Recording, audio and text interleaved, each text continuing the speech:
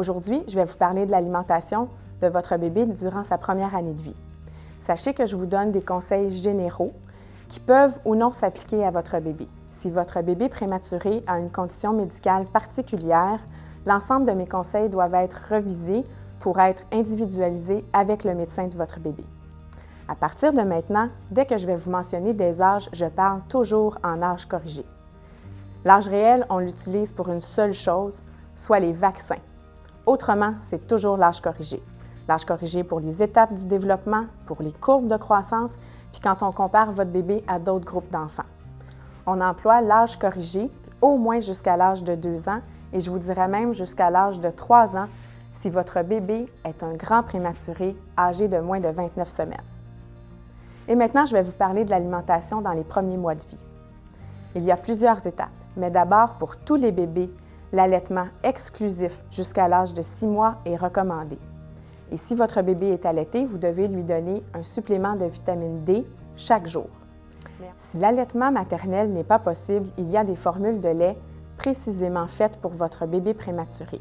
Il s'agit de 2 formules spécialisées qui s'appellent l'Enfamil Enfacare A+, et le Similac Advance NeoSure. Ces 2 sortes de lait sont disponibles sur prescription et remboursables et on les recommande jusqu'à l'âge de 12 mois corrigés. Ils sont prescrits pour les enfants prématurés de moins de 34 semaines et ceux dont le poids de naissance est inférieur à 1800 grammes. Par la suite, l'étape charnière, c'est l'introduction des solides, c'est-à-dire les purées. Depuis cette année, il y a de nouvelles recommandations dans la séquence d'introduction des aliments. On commence maintenant par les aliments super riches en fer, c'est-à-dire qu'on donne des céréales enrichies de fer, de la viande, du tofu, des légumineuses et même de l'œuf. Par cette nouvelle recommandation, on veut éviter la carence en fer qui peut avoir un effet négatif sur le développement de votre enfant. Les purées, c'est bien beau, mais la question c'est quand est-ce qu'on commence les purées?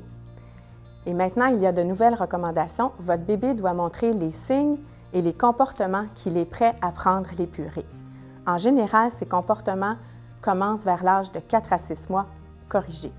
Les comportements auxquels je fais référence, c'est un enfant qui a un bon contrôle de tête, qui est capable de tenir assis, capable de se pencher vers l'avant.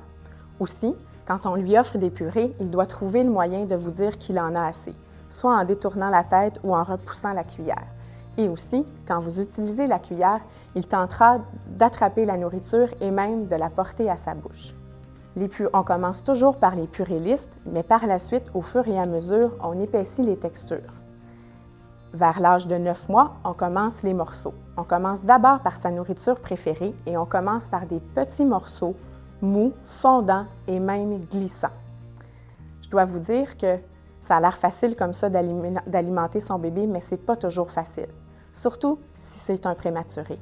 Il peut avoir des réactions un peu différentes qu'un bébé à terme. Par exemple, il peut avoir de la difficulté à s'adapter aux textures et avec une nouvelle texture dans la bouche, réagir en ayant un gag exagéré. Ou encore avoir de la difficulté à accepter les nouveaux aliments. N'oubliez pas que le moment du repas pour votre enfant, ça devrait être un moment de partage, de plaisir et vous devriez le nourrir face à lui. En général, on vous dit de prendre le même aliment 8 à 12 fois avant de le mettre de côté et de décider que votre petit bébé ne l'aime pas. Je vous ai parlé du 9 mois, maintenant je vais vous parler de votre objectif. Votre objectif devrait être qu'à l'âge de 1 an corrigé, votre enfant participe au repas de la famille avec les autres. Ce que je veux dire, c'est que vous préparez votre repas de la famille, vous mettez une portion de côté pour l'enfant parce qu'on ne veut pas rajouter de sel pour les tout-petits et vous adaptez la texture à ce qu'il est capable de faire. Manger avec sa famille, ça veut dire être autour de la table, participer au repas, être assis dans sa chaise haute, manger dans une assiette, avoir une cuillère pour jouer ou pour manger et boire un liquide à partir d'un verre à bec. C'est l'objectif que vous devez garder en tête tout au long de votre première année. En tout temps, si vous avez des préoccupations sur l'alimentation de votre bébé, vous devez en parler avec votre médecin. C'est lui qui fera l'évaluation de la croissance.